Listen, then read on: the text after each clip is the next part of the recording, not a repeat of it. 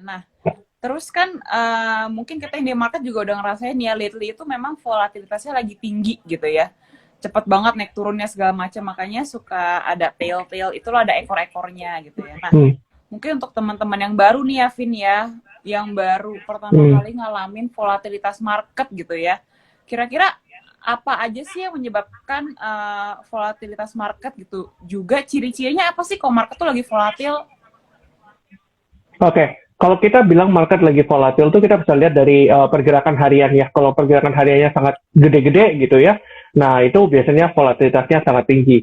Terutama gini, di bulan Mei ini kan sangat banyak sentimen di luar sana ya. Banyak banget sentimen mengenai The Fed naikin suku bunga, ada yang cerita soal resesi, ada yang cerita soal barusan kemarin kan mengenai itu ya, kalau teman-teman tahu di Amerika kan ada salah satu dari JP Morgan ya kalau nggak salah itu ada satu analisa mereka menyampaikan bahwa akan terjadi tornado gitu ya, tornado ekonomi di depan langsung ambil semua termasuk Dow Jones dan sebagainya, karena itu kan sebagai acuan lah buat investor-investor untuk biasanya opini mereka itu cenderung didengarkan. Nah makanya kenapa jebol semua, bahkan even instrumen keuangan yang lain seperti kripto pun jebol juga. Jadi sebenarnya teman-teman harus berhati-hati dengan volatilitas yang sangat tinggi ini.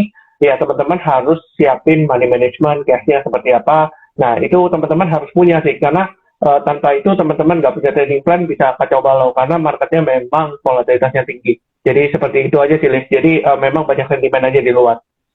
Oke, nah dan juga ya apa ya?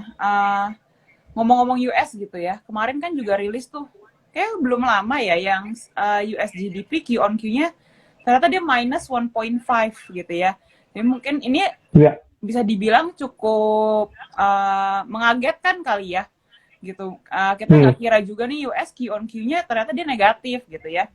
Nah itu Ya. dari yang aku baca beritanya sih karena importnya lebih gede daripada ekspor lah, kurang lebih begitu ya. Nah dan Hmm. juga kan sekarang US tuh mengalami stagflasi begitu. Nah, kira-kira menurut Arvin ada ngaruhnya nggak sih sama market Indo atau ya ya udah apa yang terjadi di US aja karena Indo sebenarnya kan pertumbuhan ekonomi kita lumayan bagus nih didukung dengan konsumsi masyarakat Indo gitu kan. Nah, menurut Arvin gimana nih?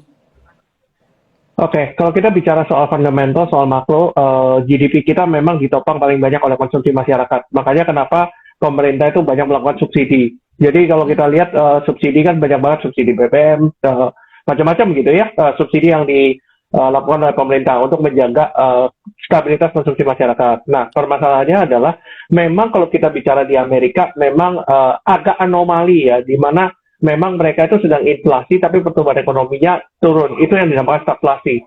Nah, padahal sebenarnya harusnya inflasi yang benar itu adalah ketika demand-nya itu naik. Ketika demand-nya naik membuat harga drive naik. Nah, itu makanya mereka harus menaikkan suku bunga. Nah, kejadian di saat ini itu berbeda. Yang menyebabkan mereka itu inflasi itu bukan karena demand-nya yang besar, tapi karena supply-nya yang terbatas yang menyebabkan harganya naik. Padahal demand-nya juga masih sama-sama aja. Nah, ini yang jadi masalah. Makanya kenapa menurutku pribadi gitu ya, dan aku sudah bahas di Reels juga, memang ekonomi Amerika terkontraksi 1,5% waktu di Q1, dan ini penentuannya akan terjadi di Q2. Apakah Q2 ini terjadi inflasi lagi? Terjadi kontraksi ekonomi lagi. Kalau terjadi kontraksi ekonomi lagi, maka Amerika resmi jatuh ke resesi, dan itu menyebabkan mungkin akan terjadi gejolak lagi nanti di Q2. Nah, ini yang menjadi pertimbangan teman-teman, karena kita di Indonesia pun tetap ngekornya tetap Dow Jones. Jadi kalau kita misalnya kalau di IHSG seperti itu ya kemungkinan Dow Jones juga begitu juga. Jadi kalau Dow Jones yang negatif, kita juga secara tidak langsung juga terimpact. Nah, nanti yang akan menjadi pembuktian adalah nanti di kuartal 2 Indonesianya juga seperti apa nih? Apakah masih bisa bertahan dengan oil yang segitu tinggi naiknya padahal kita impor minyak cukup besar? Apakah bisa dilawan dengan ekspor yang cukup besar? Karena ini berhubungan dengan neraca dagang. Nah, kalau kita bicara soal neraca dagang, kalau misalnya impornya jauh lebih besar daripada ekspornya, maka yang terjadi adalah yaitu defisit. Ketika defisit US dollar naik, nah itu yang akan menyebabkan perekonomian menjadi lambat lagi. Seperti itu sih. Oke, jadi memang penentuannya di Q2 ini ya gitu ya. Nah, dan juga Betul. tadi pas banget hari ini ada rilis data Indo tuh data inflasi. Kalau Q on Q-nya itu itu Kionki kalau nggak salah agak melambat ya. Melambat mungkin Ya, sampai ya, Lebaran udah selesai juga kali ya. Atau gimana menurut Arvin? betul. Ya, Lebaran ya. Iya, Oke. betul. Itu ada efek dari Lebaran karena Lebarannya kan cepat. Otomatis Ya, ya kelihatannya kalau di tempat kita pasti berikutnya kan agak melemah gitu ya karena spending masyarakat mungkin kayak dari THR dan sebagainya itu sudah di spend waktu Lebaran. Nah sekarang itu kan sudah slow down gitu ya. Nah ketika sudah slow down pasti pertumbuhan ekonominya agak lesu gitu. Agak turun lah, nggak sampai lesu tapi agak turun. oke. Nah, dan juga mungkin kalau tadi Arvin bilang ya US, let's say gitu ya, amit-amit sih ya, US Q2-nya jelek juga nih, resesi gitu ya. Hmm. Mungkin di market Indo ada gejolak dikit kali ya, cuma kayak koreksi-koreksi dikit gitu ya. Dan I don't know, maybe untuk longer term Indo akan baliknya lebih cepat nggak ya recovery-nya menurut Arvin? Oke, kalau kita bicara soal sebenarnya secara fundamental, ekonomi kita cukup kuat. Karena kita didopang sama komoditas dan sebagainya. Cuma, yang perlu kita ingat adalah kadang real economy is different from stock market. Karena kita bisa jadikan acuan 2008. Ketika 2008 terjadi krisis Lehman Brothers di Amerika, padahal di Indonesia secara real economy tidak apa-apa. Tapi IHSG kita juga drop. Pada saat Dow Jones-nya juga drop. Nah, ini yang menjadi kita harus cenderung berhati-hati karena di kuartal 2 ini akan menjadi penentuan. Berarti kan kalau kita bilang kuartal 2 kan itu sampai bulan Juni ya. Berarti bulan Juni mungkin rilis datanya itu sekitar Juli atau Agustus. Nah, mungkin teman-teman harus perhatikan di bulan Juli atau Agustus ini apa yang akan terjadi dan ikuti perkembangannya. Karena bisa jadi nanti The Fed itu malah ini kan lagi mengcombat inflasi nih, coba untuk ini inflasi dengan menaikkan suku bunga. Nah, tapi permasalahannya kalau misalnya ekonomi terkontraksi dan dia tetap naikin suku bunga, GDP-nya malah tambah ambles. Nah, ini yang menyebabkan nanti The Fed akan berusaha mungkin akan sementara menahan suku bunga atau mereka malah cenderung balik badan malah turunin gitu karena ekonomi mereka harus distimulus kembali. Nah, ini yang akan jadi turning point. Nah, ini akan jadi turning point. Nah, sekarang kalau kita bicara itu, maka sektor-sektor yang kemarin kita bilang itu jelek, akan jadi bagus. Begitu juga yang hari ini bagus bisa jadi jelek. Makanya teman-teman harus perhatikan terus. Ya seperti gue bilang, gue kan sering agak kontrarian gitu ya. Saham gue agak kontrarian. Nah, makanya kenapa kita harus lihat, flow itu lari kemana sih? Dan kita harus pikir, kenapa kok flow itu larinya ke sini? Gitu aja sih, Liv. Oke, nah ngomong-ngomong tentang sektor gitu ya, kemarin kan sempat yang apa ya dihancurin banget istilahnya gitu kan sektor tech gitu ya. Nah, dan lately lagi ada berita nih perusahaan startup tuh berbondong-bondong melakukan efisiensi gitu kan.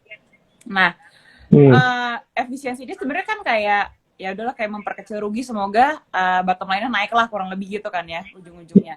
Nah, menurut Arvin, apakah ini udah kayak this is the end of eranya teknologi atau gimana nih? Oke, sebenarnya teknologi itu kan tidak akan pernah mati ya. Even setelah pandemi itu juga maksudnya Tokopedia dan Gojek itu tetap jalan meskipun kita sudah bisa keluar-keluar, nggak ada misalnya PPKM sudah dilonggarkan dan sebagainya gitu ya. Nah, tetap teknologi tetap jalan. Nah, permasalahannya adalah mungkin akan terjadi squeezing gitu ya di startup-startup ini. Mungkin startup yang mungkin ada 200 gitu ya dulunya berubah jadi yang efisien yang akan menang. Nah, sekarang ini agak ada squeezing. Kenapa? Karena memang kalau kita bicara dari segi funding ya, karena startup ini kan bakar uang ya kebanyakan. Ketika startup ini bakar uang, yang jadi masalah adalah investor ini bisa nalangin nggak bakar uangnya itu. Nah, otomatis kalau misalnya investor ini susah mendapatkan pendanaan, mereka akan kekeringan likuiditas, di mana mereka nggak bisa injek lagi nih startup-startup ini. Nah, makanya kenapa startup itu akhirnya melakukan efisiensi sebesar mungkin supaya mereka bisa bertahan in the longer period. Karena mereka mempertahankan dengan uang yang sama, mereka bisa mendapatkan durasi yang lebih panjang. Gitu sih. Jadi ini just the matter of time. Dan masalahnya adalah ya ini sentimennya lagi tidak mendukung ke sana dan mereka lagi kesulitan untuk mencari pendanaan. Tapi apakah mereka akan kesulitan terus mencari pendanaan? I don't think so. Makanya ini kembali lagi ke nanti the Fed itu akan seperti apa dan sebagainya. Jadi makroekonomi itu yang akan menentukan gitu sih. Oke, balik lagi kita zoom out dulu kali ya, ngelihat ekonominya gimana segala macam dan mereka bisa decide gitu ya. Nah, untuk teman-teman Yes. aku remind lagi nih, kalau ada yang mau tanya, tinggal taruh di Q&A box aja. Udah ada beberapa pertanyaan sih, tapi nanti mungkin jam berapa 7.25 kali ya kita bisa mulai Q&A Ya, gitu. Nah, ya. kita masih ngomongin ya what's happening lately lah gitu ya. Dan juga kan tadi Arvin bilang nih harga minyak itu kan naik juga. Sekarang berapa sih, Vin? Lupa update deh. 100 100 berapa? 100 berapa ya? 100 berapa belas Bentar ya? ya, coba. 100 berapa belas gitu kalau nggak salah. Ya, I think so. 100 berapa belas gitu. Gua lagi nggak bisa buka nih. 100 berapa belas kayak ini.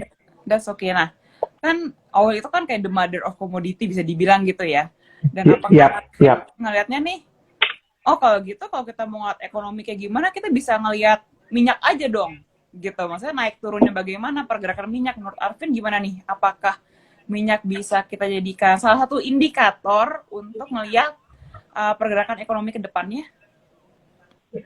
Oke, kita harus melihat dari dua sisi, dari kacamata ekonomi normal dan ekonomi tidak normal. Nah, kadang itu kan gini, harga minyak naik bukan karena demand-nya yang tinggi, tapi karena supply-nya yang terbatas, seperti yang terjadi saat ini. Nah, kalau kita bicara soal sekarang, maka kita tidak bisa menjadikan acuan, oh oke, harga minyak naik, harga minyak naik berarti perekonomian jalan. Itu nggak bisa, karena memang supply-nya yang terbatas.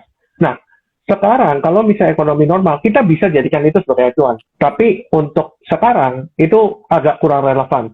Nah, sekarang kalau kita bicara even harga minyak naik gitu ya, tapi perekonomian juga kontraksi. Even di Amerika juga kontraksi. Jadi ya sebenarnya nggak bisa dibilang 100% seperti itu. Jadi harus lihat dari segi kondisi ekonominya, kita breakdown dari per ininya ya, per case-nya. Case-nya itu, oh oke, ini lagi kondisi ekonomi normal, ini kondisi ekonomi tidak normal. Jadi sebenarnya tidak bisa kayak, oke, kita bilang harga minyak naik, oh by textbook aja nih, harga minyak naik pasti ekonomi bagus. Enggak seperti itu. Jadi teman-teman harus perhatikan per kondisinya. Nah, kalau kita lihat sekarang kan ya berbeda gitu ya kondisinya dengan waktu dulu gitu. Even batu bara pun kan sekarang sudah 300-an. Cuma bukan karena demand-nya yang besar, tapi karena supply yang terbatas menyebabkan harganya naik. Gitu aja sih. Oke, berarti kita nggak bisa langsung menggeneralisir gitu ya. Kita harus juga ngeliat nih lagi apakah fasenya lagi bagus atau enggak marketnya seperti itu. Nah, Yes, exactly. oke, nah ini kita boleh deh kita munculin Q&A nih. Ada yang nanya dari Hafid Story. Tadi kan ngomong-ngomong resesi itu US ya, langsung ditanya resesi apakah berdampak pada sektor properti? Oke, kalau kita bicara di Amerika, then yes, karena memang memang kalau dari segi properti itu kan sudah terjadi agak bubble di Amerika sendiri. Memang kalau teman-teman lihat dari jumlah orang yang istilahnya kredit gitu ya untuk rumah itu sudah mulai menurun. Kalau teman-teman lihat dan turunnya itu rapid ya, bukan turun pelan-pelan enggak. Turunnya itu rapid. Makanya kenapa tentu aja ketika terjadi kenaikan suku bunga di saat ini gitu ya, resesinya kan disebabkan karena ada yang kenaikan suku bunga ini. Nah, kalau terjadi kenaikan suku bunga seperti ini ya otomatis orang-orang juga mengurangi gitu ya dari sektor properti karena mereka bilang oh sekarang untuk cicil udah mahal banget nih nggak kayak dulu. Nah, tapi ini berbeda dengan di Indonesia ya karena Indonesia itu suku bunganya cenderung rendah. Nah, ini yang membedakan antara kita dengan mereka karena inflasi kita cenderung terkontrol. Beda banget sama Amerika yang naiknya inflasinya udah 8%-an. Even kemarin sempat turun pun turunnya cuma sampai 8,3%. Nah, jadi teman-teman istilahnya perhatikan aja karena kita kalau investasi di sektor properti di Indonesia maka kita harus lihat kondisi di Indonesia, jangan lihat di Amerika gitu.